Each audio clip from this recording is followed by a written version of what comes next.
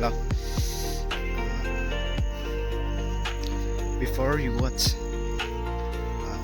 a top keng into cái nghìn miêu chịu in end đâu rồi chúng top keng into like comment share ha vậy mỏ thank you hey tụi nào cần don't make này like make out tụi nào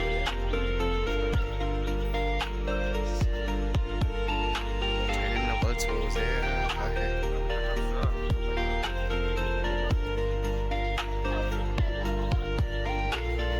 mạnh mẽ cả mình gọi là hết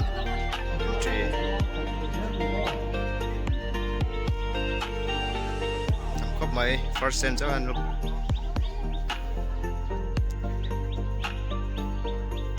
first sem anh thắc sa chun skins third sem anh thắc lại nga số giờ đây tầm khắp mấy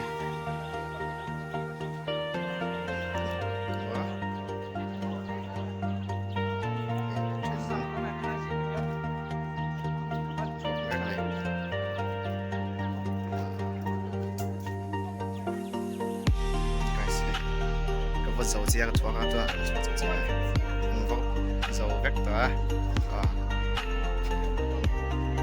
anh mẹ cho sụp mày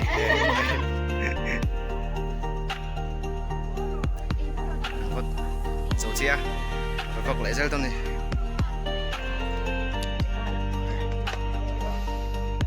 vật chia mấy cái nào vật chia nó màu cái gì à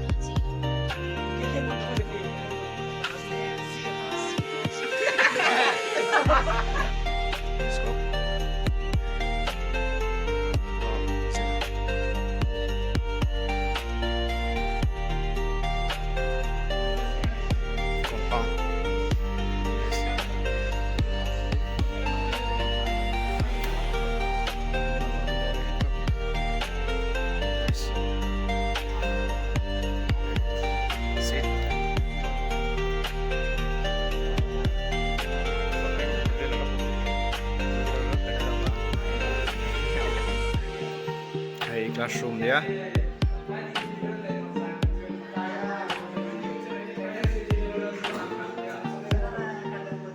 classroom dok page lang let's go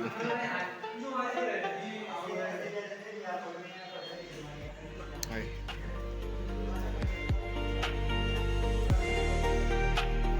sarai sakte na mo he classroom za khop mai chu giáo trình lớp này Chris trên quá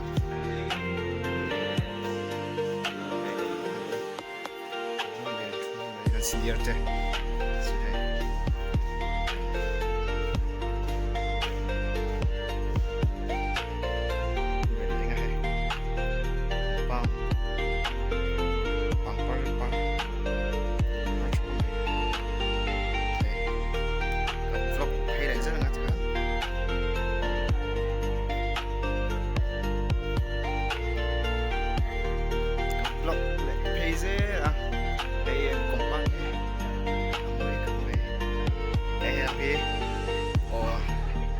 science department kan kor hobby ko hi ka hey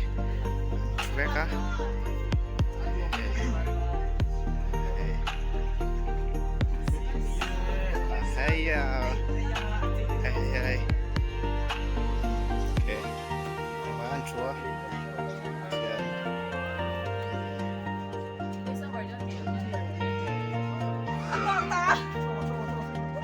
hey tarian trin gemen kea play ha nón tiếng nó miền tiếng Anh mày oh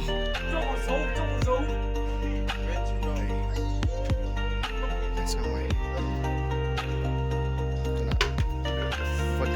vật tua anh chia mấy cái này tụi nó học gì cả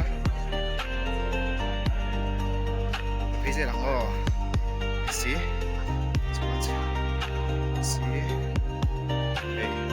bây giờ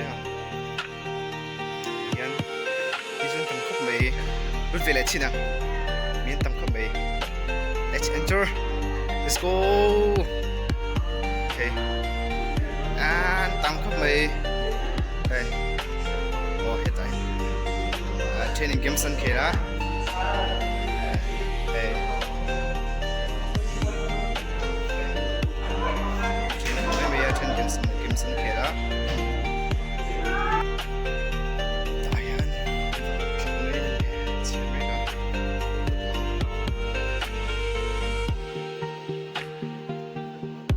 Tôi đã thấy là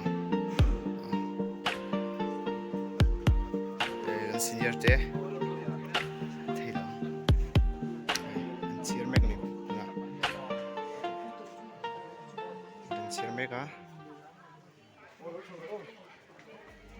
team build tôi lúc thấy guys round compound